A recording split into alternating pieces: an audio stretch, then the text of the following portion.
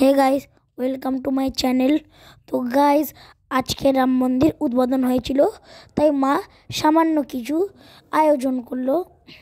দেখুন আপনারা, অযোধ্যা থেকে চাল এসেছিল আমাদের। তো সেই চাল মা একটু খিচুড়িতে দিয়ে দিয়েছিল। দুপুরবেলা আমাদের খিচুড়ি, আলুর দম, পাঁপড় ভাজা ছিল মেনুতে। শীতের দুপুরে তো খিচুড়ি, আলুর দম, পাঁপড় ভাজা হলে আর কিছুই লাগে না গাইস। খুব মজা করে টেস্ট করে খেয়েছিলাম সবাই মিলে।